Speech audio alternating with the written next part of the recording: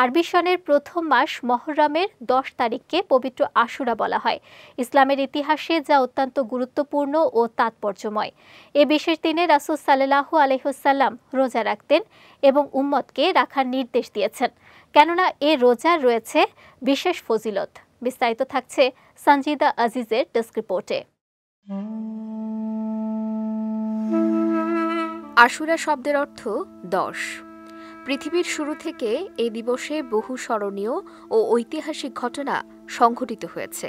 এই ঘটনার বিবরণে ইমাম বুখারী রহমতুল্লাহি আলাইহি বিখ্যাত সাহাবী হযরত আব্দুল্লাহ ইবনে আব্বাস রাদিয়াল্লাহু তাআলা আনহু থেকে বর্ণনা করেন, নবীজি সাল্লাল্লাহু আলাইহি ওয়াসাল্লাম হিজরত করে মদিনায় পৌঁছে মদিনার ইহুদিদের আশুরার দিনে রোজা পালন করতে দেখেন।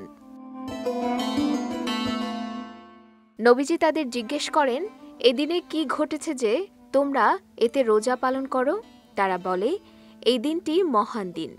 এদিনে মহান আল্লাহ মুসা আলাইহিসসালাম ও তার সঙ্গীদের ফিরাউন থেকে মুক্ত করেছিলেন এবং ফিরাউন ও তার বাহিনীকে ডুবিয়ে মেরেছিলেন। এর কৃতজ্ঞতা স্বরূপ মুসা আলাইহিসসালাম রোজা রাখতেন, তাই আমরাও আশুরার রোজা পালন করে থাকি।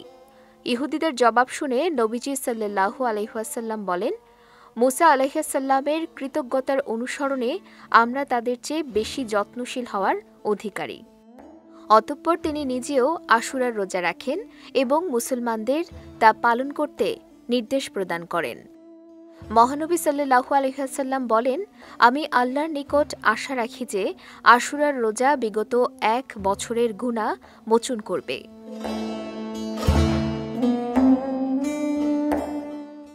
আশুরার রোজা নিয়ে অনেকের মধ্যে অনেক প্রশ্ন রয়েছে, যেমন আশুরার রোজা কয়টি রাখা উচিত এবং কবে কবে রাখা উচিত।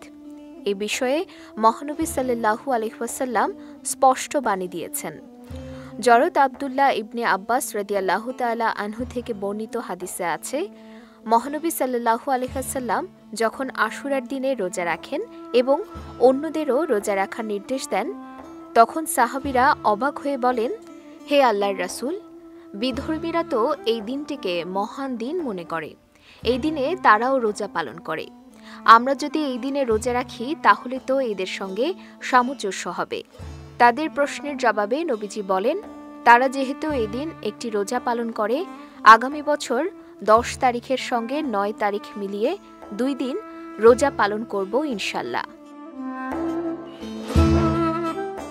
আরেক বর্ণনায় নবীজি সাল্লাল্লাহু আলাইহি ওয়াসাল্লাম বলেন, তোমরা আশুরার দিনে রোজা রাখো, তবে এক্ষেত্রে ইহুদিদের সঙ্গে মিল না হওয়ার জন্য ১০ তারিখের আগের দিন অথবা পরের দিন আরও একটি রোজা রেখে নিও।